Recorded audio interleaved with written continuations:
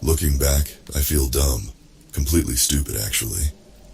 I should have known that apartment was far too cheap to be right, even for a studio. I should have known there had to be a catch. The day I moved in was a complete blur. I insisted that no one help me, not wanting to prove any of my family members' suspicions about my character. By late afternoon, all my muscles ached terribly and my head throbbed. I fell back on my bare mattress, staring up at the ceiling fan with glazed-over eyes. I pulled the damp strands of hair from my sweaty forehead, wincing in disgust. Someone knocked on my door, causing me to jump. I cursed under my breath, pushing myself up on my elbows. 2 girls were peeking around my door frame. Foolishly, I had left it wide open, forgetting the old college rule. Only leave your door open if you want to make new friends. And I was not in the mood to make new friends. One of them, an Asian girl with choppy black hair, was grinning at me. The other stood a little further back, fingering a box of Marlboro Reds. "Hey," she said, nodding at me. Her voice was smooth and raspy at the same time. "Did you just move in?" I laid back down, rubbing my face with both hands, choosing not to bother with manners. "Yeah, about 5 seconds ago." "Cool." The girls walked in, evidently ignoring my very clear body language. The girl with the black hair ran her fingers along the edge of my desk, and then picked up a little ceramic duck from my unpacked box of trinkets. "Grandma," I explained, feeling strangely defensive. "Cute," she replied, holding it up to her face. "Has anyone told you yet?" The other girl asked abruptly, looking around my apartment. She had tucked the cigarettes into the back pocket of her jeans and was now tugging at her long red braids. "Jesus, Gianna, give her a second." "Well, she needs to know." "Yeah, but we haven't even asked her name." I blinked at the 2 strangers incredulously. I hadn't even had time to put toilet paper in my bathroom, and here they were, touching my things and talking about me like I wasn't there. I just wanted to take a nap, honestly. "My name's Arden," I said. The girl with the red braids, Gianna, sat down next to me on my bed. "Did they tell you?" "Tell me what?" "Oh, of course they didn't. The rules." I blinked again, my face blank. I didn't know about any rules, besides the typical renting ones. I had signed the lease after, at best, skimming over it. The landlord was a skinny woman who smelled of ashes, and I was fairly certain she had never developed the facial muscles necessary for smiling. I wasn't about to ask her any follow-up questions, especially when the rent was so cheap. The other girl laughed nervously. "Where did you move here from?" I ignored her. "What rules?" Gianna got a strange, wicked sort of smile on her face, bouncing a little on my mattress. The other girl sighed loudly. "Something happens here every night," she began, pulling out my rickety office chair and sitting down. "Something weird." "Like what?" I sat up, frowning at her. Finally, my interest was piqued.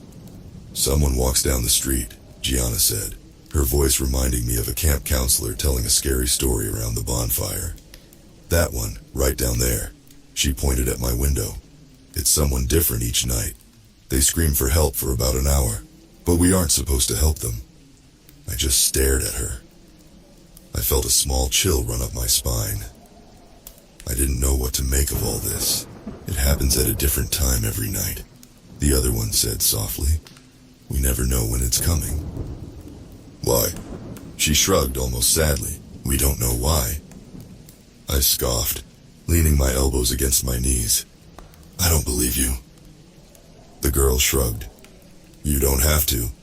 You'll see for yourself." The look in her eyes made me want to believe her. She seemed sincere, but I couldn't even begin to fathom what they were saying being true. It was too strange, too outlandish. I knew this wouldn't be the nicest neighborhood, but it couldn't be that bad. It had to be a prank. They had to be hazing me or something. "We'll come back later," Gianna said matter-of-factly. "We'll show you." Before I could protest, she grabbed the other girl by the wrist, and they were gone. I followed them to the door, watching them march down the hall, talking to each other in hushed voices. I closed my door behind them. That night, as promised, they came back. They came dragging along 2 boys. One was somewhat muscular, wearing a tight black t-shirt and baggy jeans, and my eyes were instantly drawn to a silver heart-shaped locket around his neck. He smiled at me and introduced himself as Will when he walked in. The other boy was smaller but chubbier and nervous-looking, with a buzz cut and ill-fitting cargo shorts. His name, I was told, was Mateo. The girl named Gianna came in carrying a bottle of wine, and that same slightly crumpled box of cigarettes. The other one, the girl I still didn't know the name of, was the only one who looked even somewhat apologetic. They all sat down on my dusty floor next to the window and motioned for me to join them. I sat between Will and the nameless girl, unsure whether I should continue feeling violated or if I should just give in to my strange, pushy neighbors. "Do you all live in this building?" I asked, hesitantly accepting the wine when it was passed to me. "Yeah," Will answered with a grin. It seemed half-hearted. "This building is where all the young people live." "It's where they put us," Gianna cut in, lighting a cigarette. It didn't even occur to me to tell her not to smoke inside. "We've all been sorted out. Forgive her. She's a bit of a conspiracy theorist." "It's not a theory," she snapped, glaring at him. "Look at the other ones. Next door, the middle-agers. People with kids but no grandkids. Across the street, old people. Not a single 20-something in that entire building. May, tell him." So her name was May. I looked her over, admiring her smoky eye makeup and how she'd tied her hair up, long strands poking out like exploding fireworks. "Stop it," May muttered, reaching for the wine bottle. "You'll scare her." "I'm not scared." She just shrugged at me as if she didn't believe me. We passed the bottle around, and then around again. I listened to them bicker and laugh. It was clear they'd all been friends for a while, and I felt a little bit like I was intruding, even though they were in my apartment. Will asked me if I had gone to college, and I told him I did, but I dropped out. They all nodded sympathetically, which made me feel stupid. By midnight, I was a little bit buzzed, and my guard was beginning to fall. I had to admit it felt good to have friends. I had already mentally resigned myself to a life of solitude, at least for a while. But it seemed that might not actually have to be my fate. I laughed at Mateo and Gianna's drunken argument, passing a cigarette back and forth with May, blowing the smoke out of my open window. I had almost completely forgotten why they were all over when it happened. All at once, a blaring alarm came from each of our phones, like an Amber Alert. I could hear the sound echo throughout the neighborhood, like an entire chorus of hundreds of phones going off, not just ours. I nearly leapt out of my skin. Not even Gianna laughed. All of them went quiet, and they looked at me as I took it out, frowning at the screen. "Do not interfere. It's coming," Will whispered. He had changed, his eyes almost glassy and his voice soft and shaky. Mateo squeezed his shoulder. I looked at May.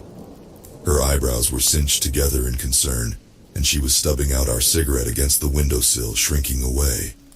There it was again. That chill. It crept up my back, spreading along my scalp and making me shiver. Something felt deeply, deeply wrong. The others were quiet now, staring silently at the window I was sitting up against. The air felt somehow warmer, like it was buzzing with something. Or maybe I was just sweating. We sat there, unmoving for what felt like half an hour. Right as I was getting tempted to ask what was going on, I heard it. It was far away and faint, but I still heard it. A cry. It continued as it got gradually closer, louder, more desperate. "Help, please, my God, someone help me." Slowly, I leaned out the window. I had to see it with my eyes. Had to confirm there was actually someone out there like they had said there would be. My new apartment was on the 4th floor, so it was hard to see who was down on the street without squinting. In the flickering streetlights, I could make out the outline of an elderly man. He was hunched over, wandering aimlessly from door to door, wearing only what looked like a hospital gown to cover his pale, broken body.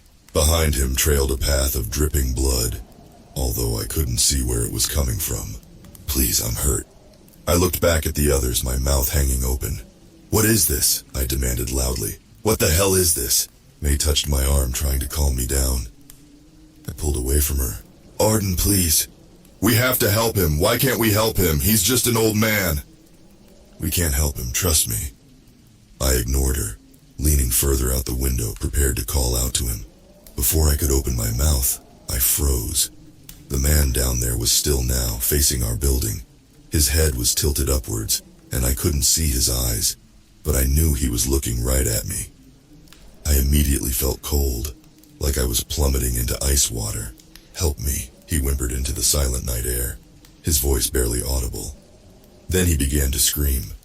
That scream wasn't human, or at least not any human I had ever met.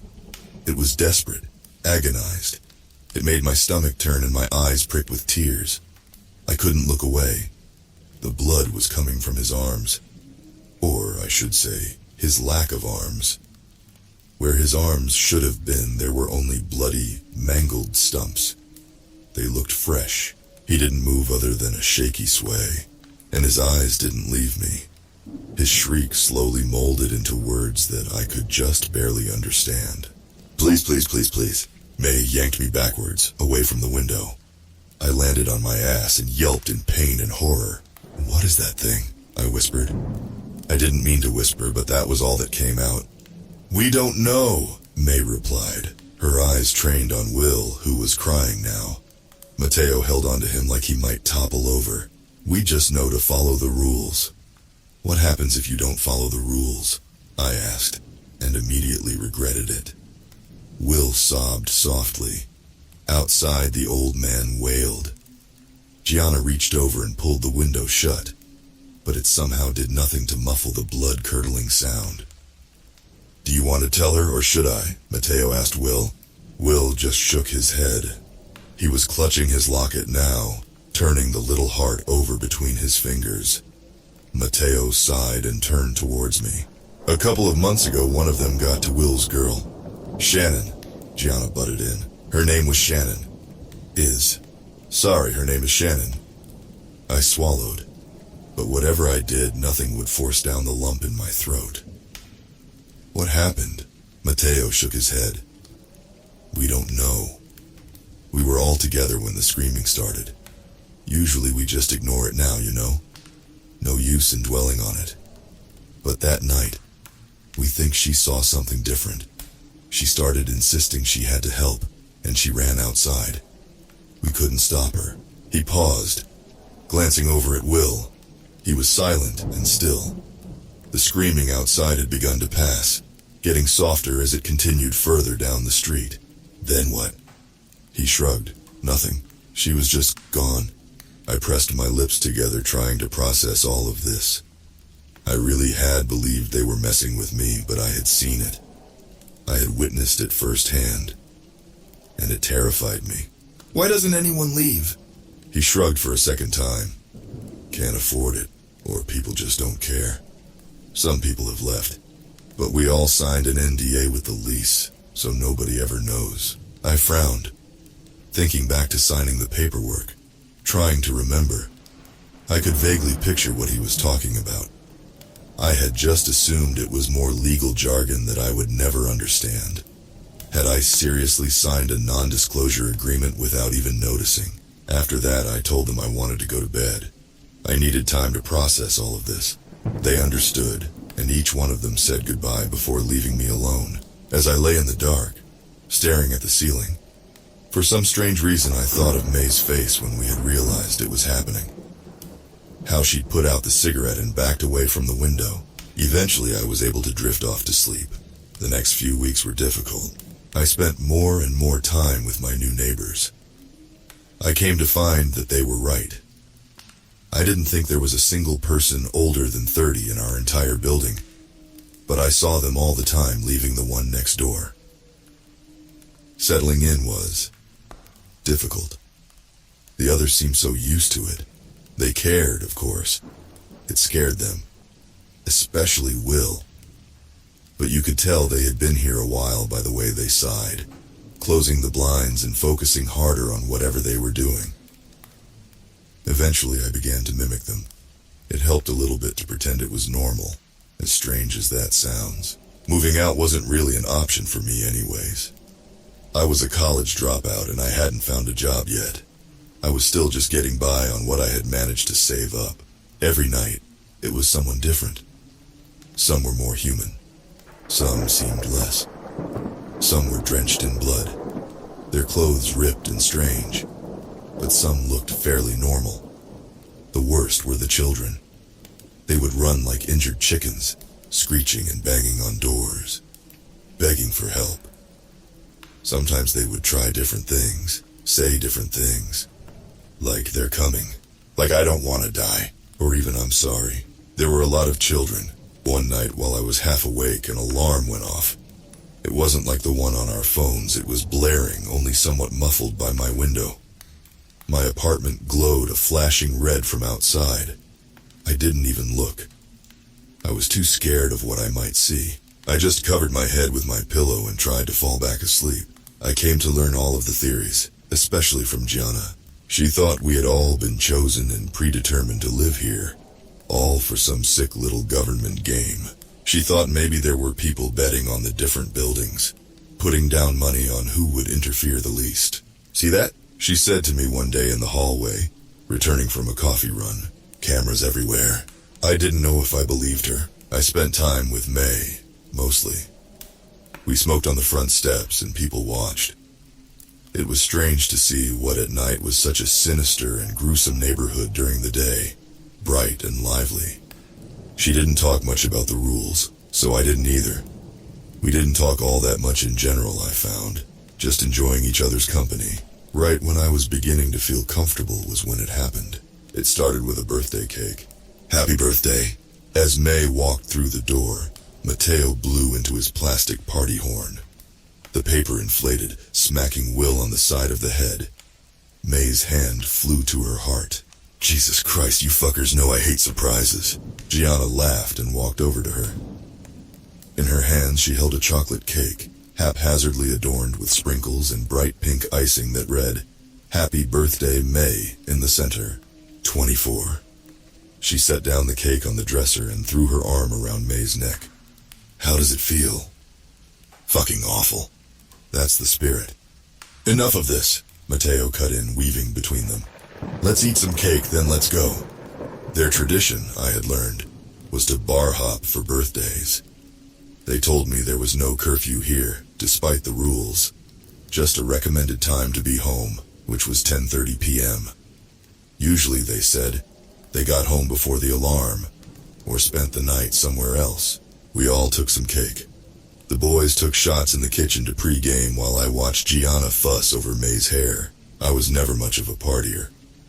While at clubs or bars in college, I spent most of the time out back, chatting with the smokers. But then again, I was never much of a friend group person either. So maybe the circumstances were changing. I watched them all troop outside to Mateo's car. I stuffed myself in the back, incredibly conscious of how close I was pressed into May. My other shoulder rammed into the car door. Mateo's music, cranked up to maximum volume, hurt my ears, and the tiny space was packed with the smell of tobacco and various perfumes as we sped down the freeway toward the city. But it was nice. It was really nice. I found myself laughing with them, and I hooked my arm around May's when she weaseled her hand beneath my elbow. It was actually nice. As predicted, the bars they chose weren't exactly my scene. But this time, as opposed to college, I could stand it. I took shots. I followed them out for smoke breaks. I even danced under the low purple lights until my feet ached inside my chunky heels, surely riddled with blisters. By the time we got to our third bar, I couldn't even feel it anymore. And it was at that third bar that we crammed ourselves into an old photo booth. And Gianna reluctantly offered $5 to the slot, and we laughed, red-faced, into a tiny camera. After the photos spit out into the compartment, the others slid through the red curtains. But before I could follow, May grabbed my wrist. She held me back, sliding her long baby blue nails up my wrist. I shivered. You never gave me a birthday present, she whispered, and I could feel her breath on my face.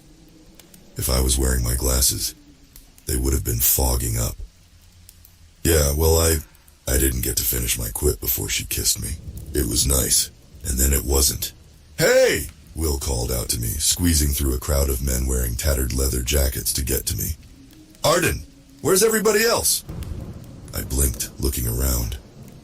I could have sworn they had been right there a second ago, but now none of them were anywhere to be found. I shrugged. Dunno why, what's up? He finally broke free from the swaying mass, and I got a better look at him. He looked worried.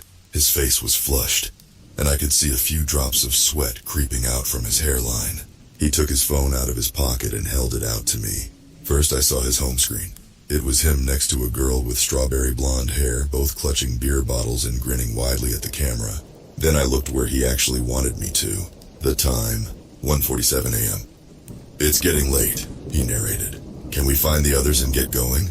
I understood then. He was worried. It was past 1 a.m. and no alarm yet. It was later than usual. The bars would start closing soon. He wanted to get back before it happened.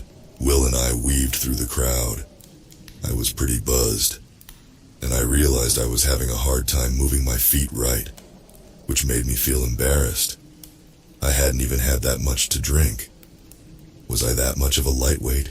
We found them outside, chain smoking. Will explained the situation while I swayed. The drive back was strangely tense. Mateo's music was turned down, and there wasn't any joking or boisterous gossiping like there had been on the way out. We all felt it. It didn't need to be said. Something was off. Will drove fast, almost reckless. In the dark, May took my hand, just as he was careening around the last corner, and we could almost make out the shape of our apartment building down the street. It happened. All of our phones went off at once. Gianna let out a small shriek from the other side of the back seat. Do not interfere. Mateo turned back towards us, pressing his finger to his lips. Had this ever happened before? By their reactions, I didn't think so. It was different when it came when I was in my bedroom, when I could just shut the curtains and put my headphones on. I felt so small and helpless then, like I was gazing into the maw of something incomprehensibly beyond my understanding. I felt like we were all flies, and this neighborhood right now was the spider's web. Will drove slowly now, maybe 5 miles an hour. We were all still. We were all silent. Not even a stray breath cut through the quiet. Underneath the glowing streetlights, I could make out the side of Will's face. He was pale, and if I hadn't seen his knees shifting as he pressed down on the brakes, I could have mistaken him for a mannequin. The car came to a stop. I followed his gaze all the way down the street to the dark horizon, and I saw what he saw, a silhouette. It was far too distant to make out what shape it took, but it was evidently humanoid. It moved in a shaky stumble, limping down the middle of the road in our direction. And in the overwhelming silence, I could hear it, far away, but still deeply urgent. Help me! Will, Gianna hissed. Turn the car around. Will didn't move. He just stared forward as white as paper. It didn't make any logical sense, but I knew what he knew. It was too late now. There was no use. Help me, please help. I could tell now that it was a girl from its voice, and its figure as it got closer. It was wearing some sort of white nightgown, not unlike the old man's hospital attire from that first night, stained with dark red blood.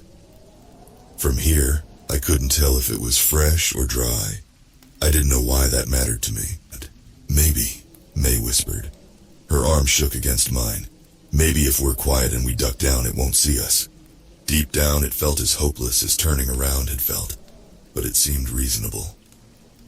I nodded and did as she suggested, crouching behind the passenger seat, my knees throbbing from the strange angle I'd bent myself into. We all did it, except for Will. He didn't move. He still just looked. When he finally spoke, I could barely hear him. It was so weak. Shannon. The word hung in the air, heavy with implication. Mateo was the one to break the silence. What? Shannon, he repeated, finally turning to look at his friend. "That's Shannon." I peered over the seat in front of me, squinting my eyes. The human-like thing was getting closer, and now I could make out strawberry blonde hair, round face, short legs. The girl from Will's phone lock screen. The girl who had disappeared. Shannon. May gasped next to me. "Dude," Mateo said slowly, his words crumbling as soon as they left his mouth. "I know what you're thinking, dude. Do not get out of this car." Will didn't even seem like he was with us anymore. He was in shock, I think, looking back. "I have to help her," he insisted, right as another sickening cry rang out. "Help me! Help me! Please, someone! It hurts!" It was getting far too close to us for comfort, but it still didn't seem to notice the car. Its cries became more and more desperate as they got louder. "I have to help her," Will repeated, and a bit of life had returned to his face. Mateo shook his head and grabbed at his sleeve. "Will, that is not Shannon." Will glared at him, his eyes shining with tears. "I know Shannon. That's her." "I know you do, dude. And I know you miss her, but please don't do this." Their voices were getting louder and more distraught, and I felt May press into my side, trembling like a leaf. Gianna was whimpering, but I couldn't see her from my position. The thing was almost to our car when it stopped. She turned her head, left, then right, almost like she was sniffing the air. The boys stopped arguing. I felt like my heart would burst out of my chest. I could see Shannon's face now, and I realized why she hadn't seen us. The girl's face was streaked with gore, and it looked like her eyes had been scooped out with a melon spoon. She cried, drool pouring from her slackened mouth, but no tears could come. It happened too quickly. None of us could stop him. Will violently ripped his arm away from Mateo, fumbling for the handle to the car door. Gianna screamed. Mateo tried to slam down on the lock, but he missed, and Will managed to get the door open before he could try again. He stumbled onto the asphalt and hit the ground with a soft crunch. The thing turned her head and began to scream. But instead of charging at Will, she backed away. She held her arms out in front of her like something might attack her, whipping her head around wildly. An alarm went off, like the one I had heard that one night, but far more unbearable now that I was in it. The streetlights lining either side of the street switched to a flashing red, and Mateo threw himself into the driver's seat, the tires screeching as he peeled away. Gianna was screaming at him, pleading with him to go back. May was weeping into her hands. I didn't move, didn't make a sound. I didn't understand. As we sped away, I looked back. I couldn't help it. I saw the flash of some sort of van in the blinding red light, pulling around the corner. Then nothing. That was a week or two ago. I don't know. I've been having a hard time keeping track of time. None of us have spoken much since that night. We tried the police, of course, but as you could assume, nothing came of it. I think whatever this is far larger than we know. I don't know if it's some kind of experiment, or just a sick game. But I'm going to move back into my parents' house next week, despite all their berating, and then figure out what to do from there.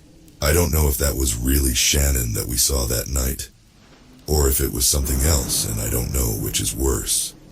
All I know is that last night I heard Will's voice outside my window, crying, pleading for help. I didn't interfere. Wow, that was one terrifying tale.